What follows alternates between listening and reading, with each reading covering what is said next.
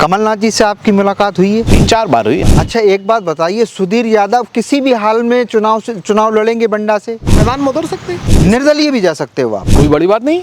सुधीर यादव इस वक्त किसको देख रहा है अपना दोस्त, भाजपा या कांग्रेस? कौन दोस्त बनेगा, कौन दुश्मन बनेगा, ये वक्त बताएगा। दोस्ती की हवा किस तरफ से आप महसूस कर रहे हैं? दोनों तरफ से दोस्ती की हवा भी है, दोनों तरफ से दुश्मनी की भी हवा भी। कुछ इनकार होता है, कुछ कबूल होता है, कुछ आश्वासन होता है। चीज़ों के राजनीति में नंबर है, इनकार के भी, कबूल के भी, आश्वासन के भी।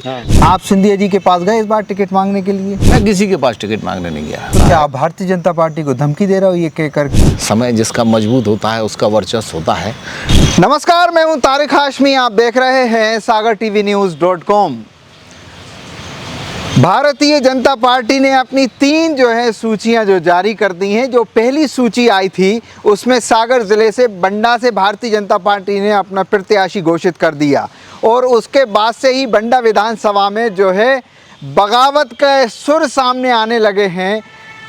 सुधीर यादव जी जो भारतीय जनता पार्टी से टिकट मांग रहे थे, उनको टिकट नहीं मिला, उन्होंने बगावती सुर देना शुरू कर दिए। माना ये जा रहा है कि उन्होंने कांग्रेस के कुछ बड़े नेताओं से मुलाकात भी की है। वो लगातार जनसंपर्क किए हुए हैं, सुबह से लेकर रात को 10-11 बजे तक लोगों से वो बंडा विधानसभा में जनसंपर्क भी कर रहे हैं। मेरे साथ बात करने के लिए मौजूद हैं इस वक्त भारतीय जनता पार्टी के नेता सुधीर यादव जी। बहुत बहुत स्वागत है सुधीर जी आपका सागर टीवी न्यूज़ पर। धन्यवाद आसमी जी। सही कहा मैंने कि बगावती सुर सुधीर यादव ने अब उठा लिए हैं, बगावती झंडा उनके हाथ में है भारतीय जनता पार्टी से। आज की तारीख में तो रुष्टता तो है ही, इसमें तो कोई दो मत है नहीं। समय चीज़ों को तय करता है। हाँ। अब आगे वाला समय चीज़ों को तय करेगा, आने वाला समय किस तरीके से होता है, क्या और निर्णय पार्टियां किस ढंग से कैसी करती हैं, उससे चीज़ों का एहसास होगा और उसके आगे दुनिया चलेगी। नहीं तो मन में क्या है? देखिए, हम कई बार मैंने इस बात को कहा कि हम एक राजनीतिक परिवार के लोग हैं। लगभग 62 साल पिताजी ने राजनीति करी। हाँ। और लगभग 24-25 साल से मैं भी यही काम कर रहा हूँ। ठीक है। मतलब एक खानदानी परिवार एक राजनीतिक परिवार जो होता है वो हमारा है जी। तो और सन 77 से सागर जिले में जितने विधानसभा, लोकसभा या जो भी चुनाव हुए हैं, सब में हमारा पार्टिसिपेशन रहा है। हाँ। कहीं ना कहीं चाहे पिताजी 5 बार विधानसभा लड़े, 2 बार मैं विधानसभा लड़ा, पिताजी 3 बार लोकसभा लड़े और मंडी, जनपद, जिला, ये सब काम किए, चलता रहा। हाँ। लेकिन पार्टी के लोगों से बात तो हुई होगी ना आपकी? हाँ, नहीं, शुरुआत में बात हुई, पार्टी के लोगों से बात हुई है। हाँ। अच्छे से बात हुई है। हाँ। ऐसा नहीं है। लेकिन पार्टियां अब जो सीन है राजनीतिक, हाँ। वो पार्टियों में भी परिवर्तनशील है। हाँ। जैसे जो अगली सूची अभी दिखाई पड़ी, हाँ। उससे लगा कि मध्य प्रदेश की राजनीति में भाजपा की जो राजनीति है उसमें बड़े परिवर्तन की संभावनाएं व्यक्त हो रही हैं। अच्छा, सुना ये है कि आपसे ये भी कहा गया है लगे रहो अभी अपने काम में और उसके बाद हो सकता है कि टिकट चेंज भी हो जाए। शुरुआती दौर में तो ये बात हुई थी।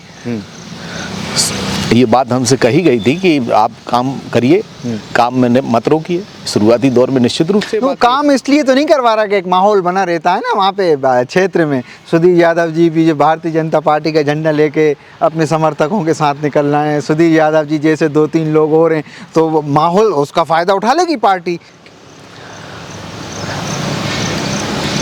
प्रदेश की राजनीति में भी नेताओं की ज़बान भी परिवर्तनशील हो जाती है, क्योंकि दिल्ली, भोपाल, सागर, बंडा, ये एक लाइन चेन है, ऊपर से चलती है जो। तो उसमें हो सकता है कि आज जो मैं बात कर रहा हूँ 5-7 दिन बाद उसके डिफरेंट कोई राजनीति में बात करना पड़े, क्योंकि विचार बदलते रहते हैं लोगों के। ऐसा नहीं है, विचार कल बहती हुई नदी है और वो इधर उधर थोड़ा थोड़ा चलती रहती है। तो ऊपर जिन लोगों ने बात की, अब उनका क्या सीन है, उनकी बात में कितना वज़न है, कितनी हल्कापन है या कितना वज़न है, ये भी उनका भी समय के हिसाब से तय होता है। नहीं तो वजनदार लोगों ने अगर बात की होगी तो फिर वजनदारी होगी ना। नहीं, उनका वजन भी कम हो गया हो मान लो तो क्या होगा। आपका इशारा किसकी तरफ है? अब आप समझदार आदमी हैं, अभी आपने सूची देखी होगी, सब चीज़ों को आपको नज़र आया होगा कि किस तरफ वज़न बढ़ा है और किस तरफ कम हुआ है। आपने तोला होगा इस बात को, आप एक सीनियर जर्नलिस्ट हैं। अभी आप जो है ना बात जब करते हो ना अपने पिताजी की तरह करते हो, जैसे वो है ना बेबाक, ऐसे ही आप भी बेबाक बिल्कुल एकदम दे दना दन। स्वाभाविक रूप से आफ्टर मैं उनका लड़का हूँ तो कुछ ना कुछ गुण उनके तो प्राप्त होंगे ही। हाँ। कमलनाथ जी से आपकी मुलाकात हुई है? कमलनाथ जी से फ़ोन पे बात हुई मेरी, निश्चित रूप से फ़ोन पे बात हुई और 3-4 बार हुई है। 3-4 बार हुई, ऐसा नहीं कि मैं कोई वो कहूँ, 3-4 बार बात हुई, मुलाकात भी हुई। अब देखिए उन्होंने क्या कहा है?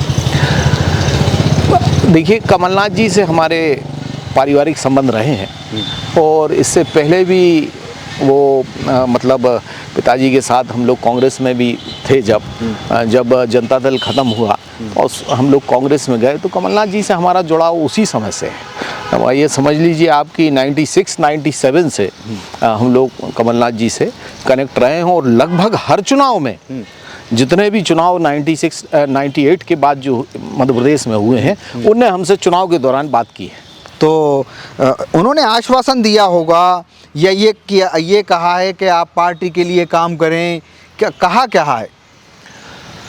देखिए, दो राजनीतिक मिलते हैं तो राजनीति की ही चर्चा होती है। ठीक है।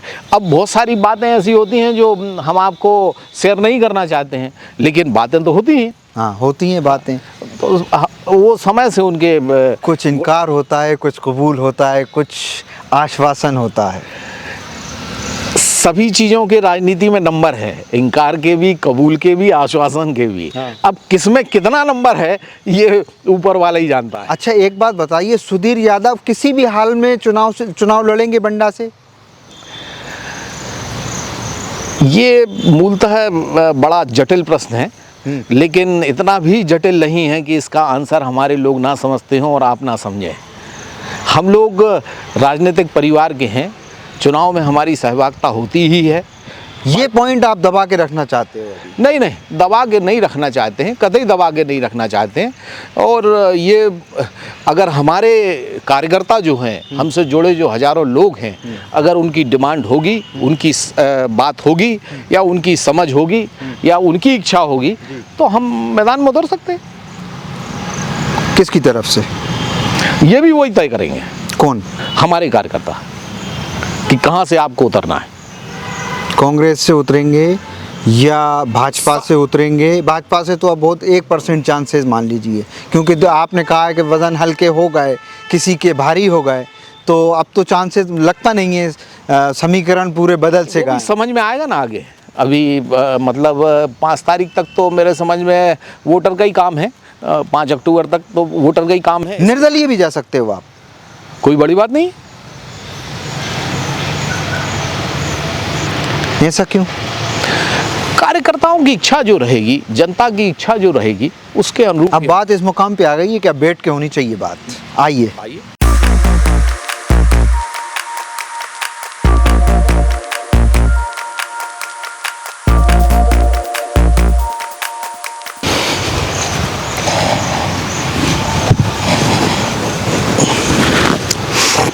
कार्यकर्ता जो कहेंगे आप वो मानेंगे?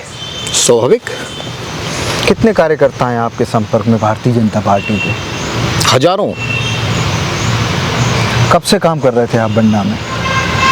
देखिए, बंडा में हम लोग 2005 से बंडा में काम का शुरुआत की हमने जी। 2005 में कांग्रेस के कार्यकर्ता के रूप में हम बंडा जाते थे। पिताजी उस समय 8 से टिकट मांग रहे थे। 8 में कांग्रेस ने हम लोगों को वहाँ टिकट नहीं दिया। नारायण प्रजापति जी हैं, उनको वहाँ कांग्रेस ने टिकट दिया। ठीक है। रात के 3 बजे हमने फैसला किया, उमा भारती जी के साथ जाने का फैसला हो गया। ठीक है। सुबह हमने भारतीय जनशक्ति पार्टी से फॉर्म भर दिया। हाँ। 3 बजे उमा भारती जी की पार्टी से फॉर्म भर दिया। बंडा का सारा समीकरण बदल गया। ठीक है। राजनीति में हमें लगभग 23,000 वोट मिले। भारतीय जनता पार्टी वहाँ चुनाव हार गई। 31,000 समथिंग वोट से लेके कांग्रेस वहाँ चुनाव जीत गई। बहुत कम वोटों से कांग्रेस जीती थी। बहुत कम वोट से, बहुत कम वोट मिले थे, मतलब कांग्रेस को बहुत कम वोट मिले थे। और उसके बाद भी जीत गई। मेरा सवाल ये है कि अगर आप निर्दलीय चुनाव लड़ते हैं तो आपको क्या आसार नज़र आते हैं इस बार? जैसी प्रदेश की राजनीतिक परिस्थिति हो रही है, प्रदेश अब ये राजनीति में के सीन में लगातार चेंज कर रहा है। लीडर्स आप देखिए, जैसे पिछली बार भाजपा की सरकार जो 20 में बाई इलेक्शन 27-28 लोगों ने चेंज करके भाजपा की सरकार फिर से बनाई और भाजपा काबिज हुई। 3 साल भाजपा ने काम किया, बिल्कुल ठीक है। तो अब वोट किसी एक पार्टी का बना हुआ नहीं रह गया। अपन ये कहें कि इस पार्टी का इतना वोट है तो वो वोट डैमेज भी हो रहा है, फैसला भी ले रहा है, आगे भी चल रहा है, पीछे भी। पिछला चुनाव आप सुर्खी से लड़े थे जी, चुनाव हार गए। गोविंद सिंह राजपूत जी कांग्रेस छोड़ के भाजपा में आ गए। आपने कहा हमें दो टिकट, आपने मांगा भी था जब उपचुनाव हुआ था। फिर उसके मिलना गोविंद राजपूत जी को ही था। आपने अपनी जो है अहमियत बताने के लिए उस वक्त किया होगा। सिंधिया जी के आपके पास फ़ोन आए कि यार देख लो, हम आगे हम देखेंगे, हम आपकी मदद करेंगे। बातचीत हुई थी सिंधिया जी से। क्या आप सिंधिया जी के पास गए इस बार टिकट मांगने के लिए? मैं किसी के पास टिकट मांगने नहीं गया। भारतीय जनता पार्टी को जहाँ तक मैं समझता हूँ कि यहाँ टिकट मांगने से कोई बहुत बड़ा वैल्यू नहीं पैदा होता है। आप अपने काम की दम पे टिकट ले सकते हैं। अपनी ये पार्टी एक ऑर्गेनाइज्ड वे में तो चलती है, निश्चित रूप से इसमें कोई शक नहीं है कि ऑर्गेनाइज्ड वे में चलती है और बड़े बड़े लोगों को काटती भी है, घर भी बैठालती है। आने वाले समय में अपन देखेंगे। और बगैर मांगे ही हमें 20 में 18 में टिकट दिया था पार्टी ने। और 20 में जरूर पार्टी के सभी नेताओं ने हमसे वादा किया था कि निश्चित रूप से आप पार्टी को जिताइए और ये जो बाई इलेक्शन है ये लाखों कार्यकर्ताओं का सवाल है। और हमने उस समय बहुत मजबूती से पार्टी के लिए मेहनत की थी, जिसमें लगभग 41,000 वोटों की लीड आई थी। जो सीट 2 बार 200 वोटों के अंतर पे रह गई, ओनली 200 वोट्स के अंतर पे रह गई, जहां कांग्रेस और भाजपा का इतना मजबूत संघर्ष था, वो 41,000 से जीती थी। अब क्या लग क्या रहा, हमें ये तो बताओ, आप कांग्रेस में जा रहे हो कि नहीं? ये सब एक हाइपोथेटिकल क्वेश्चन है कि हम क्या करेंगे, ये हमारे कार्यकर्ता तय करेंगे। इससे पहले भी मैंने कहा, समाजवादी पार्टी से भी कोई है क्या संपर्क? देखिए, समाजवादी पार्टी से जहाँ तक संपर्क का मामला है, हमारे पिताजी डॉक्टर राम मनोहर लोहिया के शिष्य रहे जी, और समाजवादी विचारधारा से जुड़े हुए नेता रहे जी। ठीक है कि इस मध्य प्रदेश में राजनीतिक डेवलपमेंट इन पार्टियों का नहीं हो पाया। और हम लोगों को कांग्रेस में और भाजपा में जाना पड़ा जी। हम लोग शुरू से एक थर्ड फोर्स के नेता रहे। तो स्वाभाविक रूप से हमारे अखिलेश जी से भी संबंध हैं, उनसे भी मिलना जुलना रहा है। अच्छा, ये जब अभी आपने बगावती सुर जब अपनाए तो अखिलेश यादव का भी क्या फ़ोन वगैरह आया क्या आपके पास? नहीं, अभी मेरी कोई उनसे बात नहीं, कोई बात नहीं। और तो ये जो बगावती जैसे सुर आपने अपनाए तो भारतीय जनता पार्टी के नेताओं ने शुरू में एक्टिव हुए होंगे ना कि ज़रा डैमेज करो भाई, सुधीर यादव जी को रोको? नहीं, शुरुआत में तो कहा गया कि टिकट गलत है। ये तो पार्टी के कई फोरम पे कई लोगों ने माना कि भारतीय जनता पार्टी का टिकट सही नहीं हो पाया है, ये तो माना था लोगों ने। लेकिन अब क्या, अब फिर राजनीतिक परिस्थिति बदलती रहती है हर रोज़। कभी बादल होते हैं, कभी बरसते हैं, कभी धूप होती है, इस तरीके से राजनीतिक परिस्थिति चेंज होती रहती है। तो उस समय तो माना था, अब आगे क्या हो मैं नहीं जानता। फिर आगे कार्यकर्ता ही तय करेंगे, मतलब कार्यकर्ता तो कहते हैं कि भैया चुनाव लड़े। नहीं, ऐसा नहीं है। हमारे कुछ कार्यकर्ता इस विचार के भी हैं कि आपको देखना चाहिए सिर्फ। कुछ कार्यकर्ता इस ढंग के भी हैं हमारे पास, वेट एंड वॉच वाले भी हैं कि अभी आप देखिए, रुकिए, अभी ऐसा तो नहीं है कि सभी सीटों के प्रत्याशी घोषित हो गए। अभी तो किसी दूसरी सीट पे भी निकाय है क्या आपकी? नहीं, अब हम लोग साहब इस जिले में राजनीति करते रहे हैं और 2 सीटों पे तो स्वाभाविक रूप से हमने चुनाव लड़ा है। सुर्खी में चुनाव लड़ा है हमने, बंडा में चुनाव लड़ा है, सागर में हम रहे भय पजे यहीं हैं, और हमारे पिताजी मेंबर ऑफ पार्लियामेंट रहे, मिनिस्टर रहे, तो इतनी सीटें हैं, वो तो मतलब 8-9 सीटों पे हम लोगों का काम तो रहा है और हम लोग काम करने वाले लोग हैं। 8-9 सीटों की बात कर रहे हो आप, किस बेस पे कर रहे हैं आप ये बात? सागर लोकसभा की 8 सीटें, हाँ, उन पे हम लोगों ने लगातार काम किया है। 7 सीट, हाँ, 8 सीट, 3 विदिशा जिले की, 5 सागर जिले की, और सागर जिले के हिसाब से माने जो 3 विधानसभाएं दमोह लोकसभा में आती हैं, हाँ, उसमें बंडा में हम चुनाव फाइट किए हैं।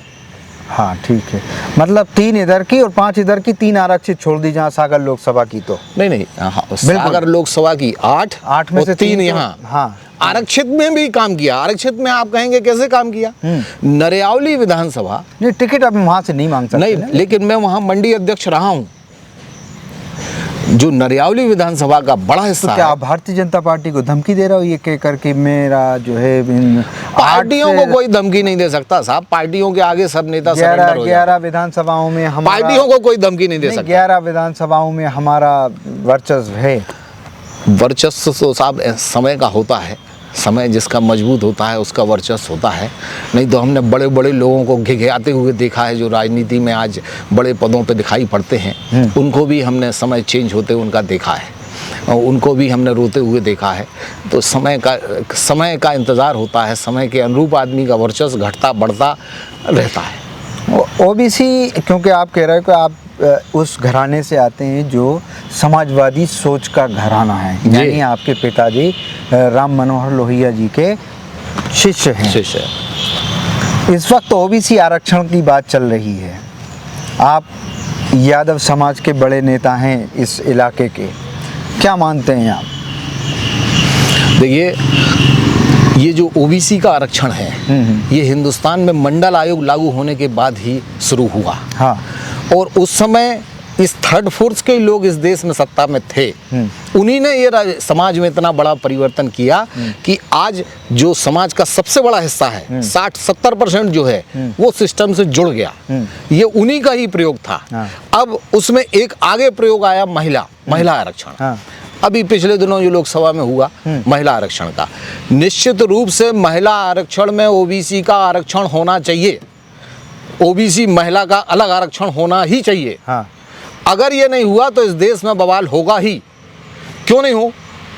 एक सदन नगर पालिका है, हाँ, एक सदन नगर निगम है, हाँ, एक विधानसभा है, एक लोकसभा है। ठीक है। जब 2 सदनों में नगर पालिका, नगर निगम, नगरीय निकाय, पंचायती राज, इन सब में ओबीसी महिलाओं का आरक्षण है, हाँ, तो क्यों ना हो संसद भवन में आरक्षित महिला बैठे, ओबीसी की आरक्षित महिला बैठे, क्यों ना बैठे? विधानसभा में क्यों ना बैठे? वहाँ आरक्षण होना चाहिए निश्चित रूप से। महिला आरक्षण में ओबीसी का महिलाओं का आरक्षण, मंडल का मंडल जैसा मामला फिर दिखेगा। अब खैर, अब पानी बहुत बह गया। इस देश के लोगों ने आरक्षण को स्वीकार कर लिया। उसको स्वीकार करने में भी लगभग 20-25 साल पार्टियां, जब उस समय आरक्षण लागू हुआ था, पूरे देश में बवाल हुआ था, सैकड़ों लोग लट चले थे, गोली चली थी, 2-4-10 लोग एक्सपायर हुए थे, सब कुछ हुआ था। लेकिन अब इस देश के लोगों ने आरक्षण को एडमिट कर लिया, ये समझ लिया कि गरीबों के उत्थान के लिए आरक्षण जरूरी है, और उसी के अनुरूप ये बात 30 साल लगा इस बात में पहुंचने में। ये बड़ी राष्ट्रीय पार्टियां भी इस पॉइंट में पहुंचने में अब पहुंच पाई।